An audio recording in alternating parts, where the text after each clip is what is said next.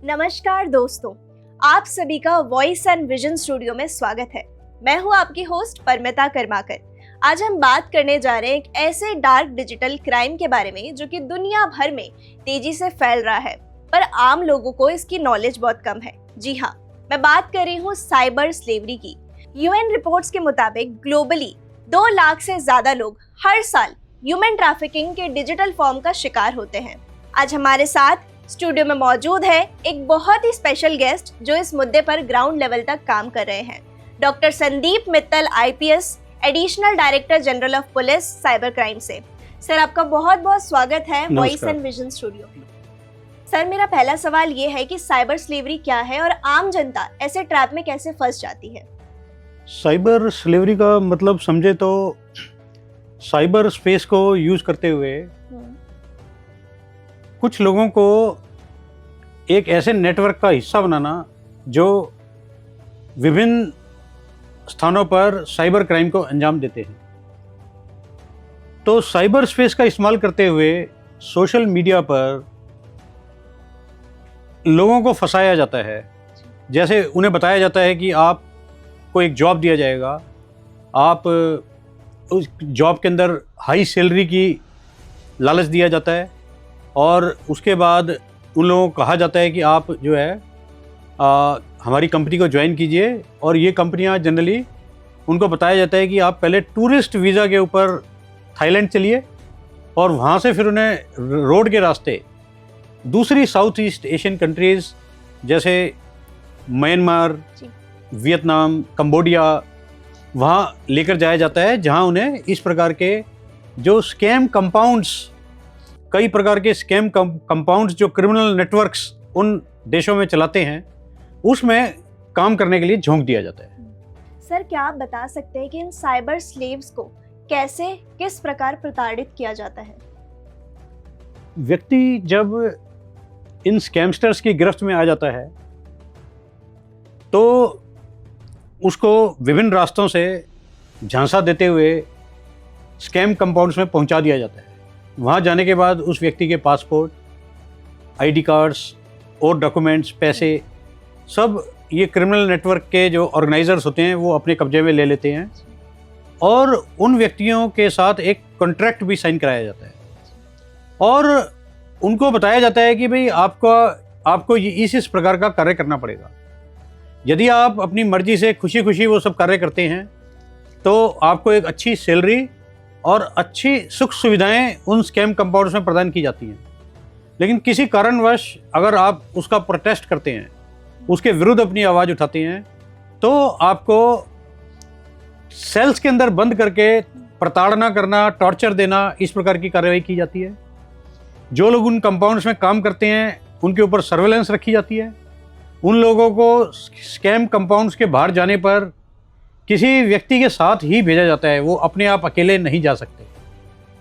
तो इस प्रकार यदि आप खुशी खुशी वो काम करते हैं तो आपको अच्छी तनख्वाह और अच्छी सुख सुविधाएं, और यदि आप उसको नहीं करते हैं तो आपको टॉर्चर और उसके बाद आपको प्रताड़ना और काफ़ी आपको झेलनी पड़ती है, जिससे आपको क्या कहते हैं मानसिक और शारीरिक तौर पर कष्ट झेलने के बाद या तो वो वहाँ काम करने के लिए मजबूर हो जाते हैं या वो उनके परिवार वाले कुछ पैसा देकर, उनकी डिमांड रहती है कि 15-20 लाख रुपए आप हमें दो तब हम आपको छोड़ेंगे, तब वो छोड़ते हैं। तब वहाँ उपस्थित भारत सरकार के उच्च आयोग आदि के अंदर पहुंचकर वहाँ से मदद लेकर वो वापस भारत देश के अंदर वापस लौटते हैं। सर, क्या साइबर स्लेवरी और ह्यूमन ट्रैफिकिंग एक ही है?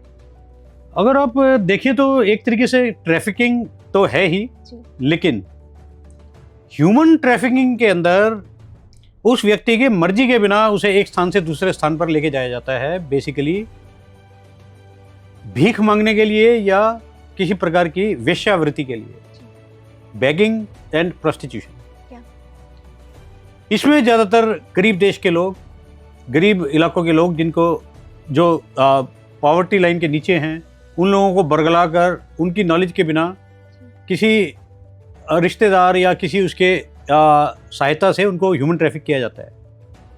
साइबर स्लेवरी के अंदर एक व्यक्ति अपनी मर्जी से उस नौकरी के लिए अप्लाई करता है, उसको अपनी मर्जी से उसे टूरिस्ट वीज़ा पे वो किसी एक देश में जाता है और वहाँ से अपनी मर्जी से वो उस देश में जाता है जहाँ स्कैम कंपाउंड्स हैं। तो जेनरिक तौर पे देखा जाए तो एक है, लेकिन मर्जी अगर देखी जाए तो साइबर स्लेवरी के अंदर जाने वाले व्यक्ति की मर्जी होती है और ह्यूमन ट्रैफिकिंग के अंदर जाने वाले व्यक्ति की मर्जी उसमें समाहित नहीं होती। सर, अब मैं आपसे ये पूछना चाहूँगी कि हमारे देश में इस प्रॉब्लम का क्या स्केल देखा गया है और आम जनता अपने आप को इन स्कैम से कैसे प्रोटेक्ट कर सकती है? हमने ज़्यादातर ये पाया है कि जब एक विद्यार्थी अपना किसी विषय के अंदर इंजीनियरिंग सब्जेक्ट में, आईटी इंडस्ट्री में किसी में जब ग्रेजुएट करता है तो नौकरियां ढूंढनी शुरू करता है। उसके बाद सोशल मीडिया के थ्रू उसे कई जॉब एडवर्टाइजमेंट्स मिलते हैं जिसमें वो अप्लाई करता है और उन झांसों में हाई सैलरी के कारण उन झांसों में आ जाता है।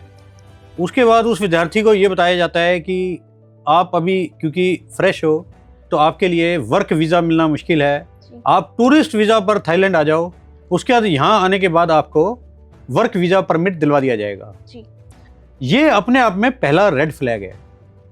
किसी भी जॉब एप्लीकेंट को अगर टूरिस्ट वीज़ा पर किसी देश में बाहर ले जाने की कोशिश हो रही है तो आप 100% समझें कि आपको साइबर स्लेव बनाकर किसी दूसरे देश में ले जाने की साजिश है। उसके अलावा जब वहाँ पहुँच जाते हैं उसके बाद आपको पता चलता है कि आपको किस प्रकार का क्रिमिनल एक्टिविटीज़ के अंदर पार्ट करना है। उसके बाद आप अपने घर वालों को क्रिप्टो करेंसीज के थ्रू उनको जो तनख्वाह मिलती है पैसा ट्रांसफ़र करते हैं, उनको मोबाइल पे अपने घर वालों से बात करने की परमिशन नहीं होती। तो कुछ इस प्रकार का अपना रखें हैं कि फ़ोन के अंदर जैसे अपनी फ़ोन की लोकेशन हो कि वो लोकेशन घर वालों के साथ शेयर होती रहे कि कहाँ है वो व्यक्ति। हालांकि उन स्कैम कंपाउंड्स में जाने के बाद इस प्रकार के स्मार्टफोन्स जमा करवा लिए जाते हैं। तो सबसे बड़ा इसके अंदर इससे बचने का उपाय तो यही है कि आप इस बात को समझें कि इतनी बड़ी सैलरी पर आपको टूरिस्ट वीज़ा पर नौकरी कराने के लिए किसी भी साउथ ईस्ट एशियन कंट्री के अंदर ले जाने का झांसा दिया जा रहा है तो आपको साइबर स्लेव बनाने की साजिश रची जा रही है। आप इससे सतर्क रहें। और भारत सरकार ने इन सरकारों के साथ, अन्य देशों की सरकारों के साथ, चाहे उसमें थाईलैंड की सरकार हो, वियतनाम की सरकार हो, कंबोडिया की सरकार हो, म्यांमार की सरकार हो, उनके साथ साझा एक्शन, जॉइंट एक्शन लेते हुए हजारों साइबर स्लेव्स को छुड़वाकर भारतवर्ष वापस लाए। और हम लोगों ने भी बहुत जो ट्रैवल एजेंट्स हैं जो इस प्रकार के फर्जीवाड़े के अंदर इन स्कैमस्टर्स का साथ देते हैं जो वीज़ा लगवाने में, टूरिस्ट वीज़ा लगवाने में, हम लोगों ने उनके अगेंस्ट भी बड़ी कड़ी कार्रवाई की, उन लोगों को भी अरेस्ट किया। तो एक बड़ी मुहिम जारी है सरकारी स्तर पर। लेकिन prevention is the best cure. आप लालच में ना पड़े। फ्रेशर व्यक्ति जब कॉलेज से बाहर आता है, लाखों रुपए की सैलरी उसे कोई टूरिस्ट वीज़ा लगाकर नहीं देता। स्टैंडर्ड कंपनीज़ हैं, बड़ी कंपनीज़ हैं, वो आपको क्लियर बताती हैं कि आप किसी भी कंपनी में जा रहे हो, आपकी टर्म्स एंड कंडीशन बड़ी क्लियर होती हैं। लेकिन आप कोई भी कंपनी आपको ये नहीं कहेगी कि आप टूरिस्ट वीज़ा लेकर थाईलैंड जाएं, वहाँ आपको नौकरी मिलेगी, बाद में आपको वर्क परमिट दे दिया जाएगा। सो सावधान रहें। सावधानी हटी और दुर्घटना घटी। यही एक मंत्र है जिससे आप अपने आप को बचा सकते हैं। सर, साइबर स्लेवरी से बचने के लिए हमारी पुलिस डिपार्टमेंट क्या मेजर स्टेप्स ले रही है, उसके बारे में कुछ बताइए।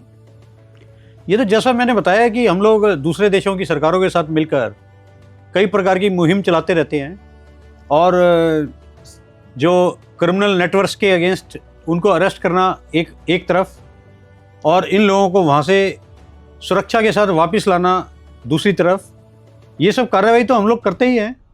इसके अलावा हम लोग, जैसे मैंने बताया कि ट्रैवल एजेंट्स के अगेंस्ट एक्शन, भारत सरकार की एक साइट है emigrate.gov.in। कोई भी व्यक्ति विदेश के अंदर जॉब जाने से पहले किसी ट्रैवल एजेंट, वो travel agent authorised travel agent है या नहीं है, आप emigrate EMIGRATE.gov.in उस साइट पे जाएं, उस ट्रैवल एजेंट के विषय में जानें, और जानने के बाद वो ऑथराइज्ड ट्रैवल एजेंट है, उसके बाद ही आप उस व्यक्ति के संपर्क में आकर टिकट, वीज़ा वगैरह लगाने की कार्रवाई करें। इससे आपका अपना बचाव है। इसके अलावा हम लोग पुलिस विभाग की तरफ से एयरपोर्ट्स पर हम लोगों ने एक मुहिम छेड़ी हुई है। हर एयरपोर्ट के ऊपर हम लोग निगरानी रखते हैं और भारतवर्ष से इन देशों में जाने वाले यात्रियों को, हवाई यात्रियों को बताया जाता है कि क्या आप टूरिस्ट वीज़ा पर इन देशों में जा रहे हैं, और क्या आपको ये बताया गया है कि बाद में आपको एक वर्क परमिट दिला दिया जाएगा। अगर ऐसा तो 100% आप साइबर स्लेवरी का शिकार होने जा रहे हैं। और हमने इस प्रकार लोगों को सेंसिटाइज करके बहुत लोगों को वापस भेज दिया। एयरपोर्ट से ही ये लोग अपने घर वापस चले जाते हैं, क्योंकि उनकी समझ में आ जाता है कि हाँ, जो पुलिस विभाग हमें बता रहा है, हमारे तो सारे रेड फ्लैग्स ऐसे ही हैं। हमें तो बताया गया है कि टूरिस्ट वीज़ा पे आओ, आपको वर्क परमिट दिया जाएगा, बड़ी हाई सैलरी दी जा रही है। एक व्यक्ति जो जस्ट फ्रेशर है, उसको 2-2 लाख 3-3 लाख रुपए का लालच देकर वो उनकी समझ में आता है। और ये युवा और जो इस प्रकार के लोग इस जाल में फंस चुके होते हैं, ये लोग वापस चले जाते हैं। इसके अलावा हम लोग सोशल मीडिया पर भी साइबर स्पेस में पेट्रोलिंग करते हैं और इस प्रकार के ट्रैवल एजेंट्स और स्कैमस्टर्स जो एड कैंपेन्स चलाते हैं जॉब देने के, फर्जीवाड़े के, उन कैंपेन्स के ऊपर हमारी नज़र रहती है। उसकी हम लोग इन्वेस्टिगेशन करते हैं और जो इसके जो क्रिमिनल्स इसमें इन्वॉल्व होते हैं उनके अगेंस्ट एक्शन लिया जाता है। और सोशल मीडिया प्लेटफॉर्म्स के साथ भी अगर वो इसमें उनके सौजन्य से हम लोग उन एड्स को ब्लॉक करना और उसके अगेंस्ट एक्शन लेना, इस प्रकार की कई कार्रवाई भारतीय पुलिस की तरफ से लगातार जारी है। सर, आपका बहुत बहुत धन्यवाद। आपने इतनी डिटेल में साइबर स्लेवरी के बारे में हमें जानकारी दी and we are truly grateful for all your efforts that you and your team are doing, ताकि हम जैसे लोग डिजिटली सेफ रह सकें। बहुत बहुत शुक्रिया सर आपका। बहुत बहुत धन्यवाद। इस पॉडकास्ट का समापन मैं इन शब्दों के साथ करूंगा कि सावधान रहें, लालची ना बने, सावधानी हटी दुर्घटना घटी।